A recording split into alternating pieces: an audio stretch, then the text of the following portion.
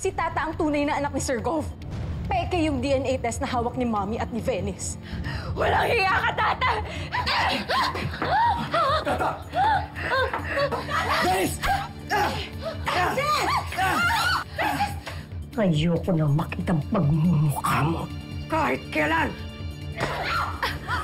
Ibig sabihin po ba, kayo talaga yung tatay ko? Oo, anak kita. Pa-order po ng 4 na batchoy, tapos po 5 turon. Careful. Thank you. Tata. Oh. Nak, sigurado ka bang dito mo gusto kumain? Wala ka bang nagustuhan sa mga fine dining restaurants na pinakita ko sa'yo? Huh? Magaganda naman po lahat ng pinakita po ninyo. Tsaka gusto ko po i-try doon next time. Pero kasi di ba po, first time natin kumain sa labas bilang isang pamilya. Kaya dito ko po napili. Mami, andun sila. Puro kachipan talaga yung Tata na yan. Sa batsuyan pa talaga sa kalsada dinala ang mga palma. Sige. Ang saya-saya niyo, ha? Alam niyo po, kahit may batsuyan po kami dati ni Nay Guapa, kumakain pa rin kami dito. Yung batchoy po kasi, simple lang naman siya lutuin. Pero kailangan punong-puno siya ng pagmamahal pag ginagawa. Ako po, simple lang din naman yung gusto ko sa pamilya natin. Gusto ko lang na kumpleto tayo, tas masaya tayo.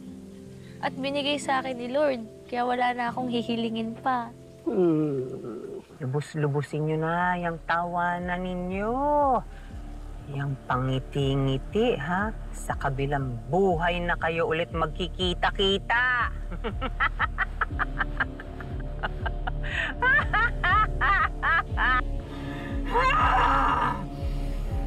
Alam mo, Tata, napakaswerte ko na ikaw naging anak ko. Araw-araw, pinagpapasalamat ko sa Diyos na ibinalik ka niya sa amin. Mabuti pa bago tayo magkaiyakan. Kumain na tayo. Marami pang susukatin na gown si Tata para sa kasal namin. Oh, speaking of, may isang designer tayong kakausapin mamaya, ha? Alam ko gusto mo simple lang. But of course, I want you to have the best gown on your wedding day. Ha? Kaya, pagbibigyan mo si Lola.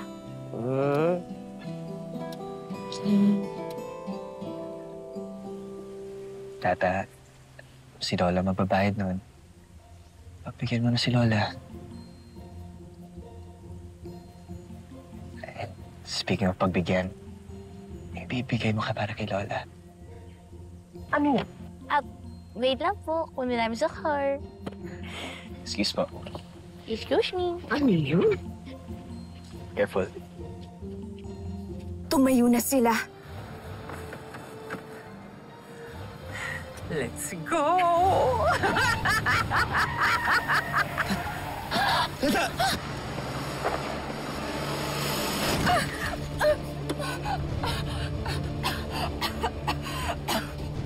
Anak!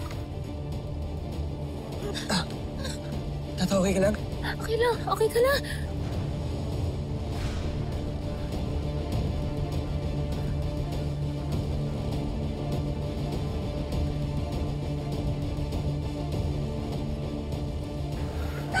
Tata, anak! Okay ka lang? Okay lang Francis, po. okay lang kayo? Okay lang! Okay ka lang?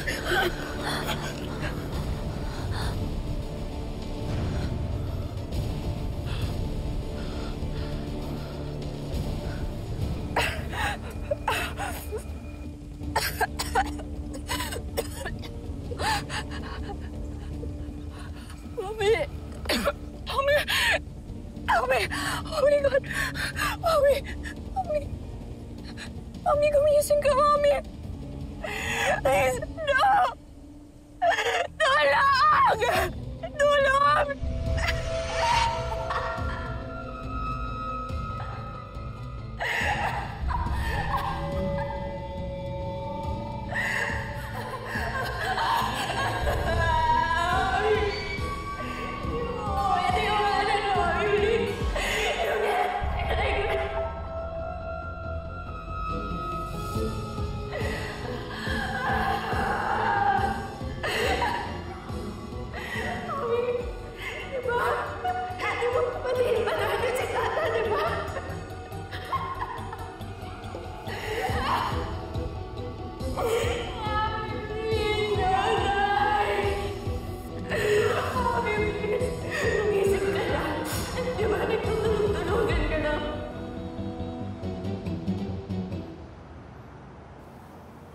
Ayoko na.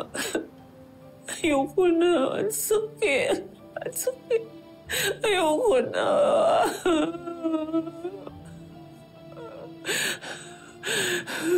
Gusto ko na mamatay. Ayoko na. Ayoko na. Ayoko na. Ayoko na. Ayoko na. Ayoko na. Kung nabangga kayo, na-damage po ang 2 kidney nyo. Ang dialysis lang ang tanging paraan para mapahaba ang buhay nyo. Gusto ko na mamatay. Ayoko na. Ayoko na. Gusto ko na mamatay. Wala nang dahilan para mabuhay pa. Vivian? Vivian, meron pa.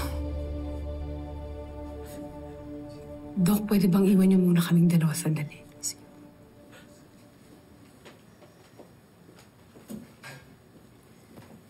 Anong ginagawa mo dito, Guapa?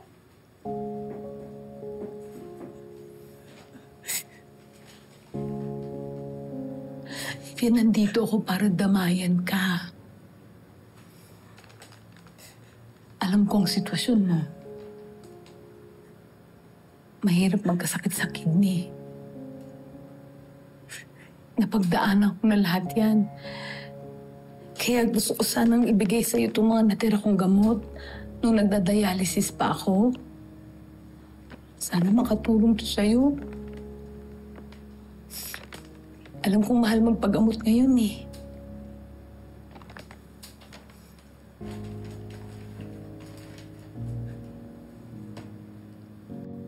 Bakit mo ginagawa ito?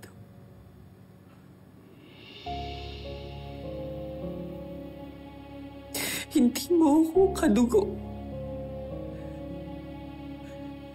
Hindi mo ako kaibigan.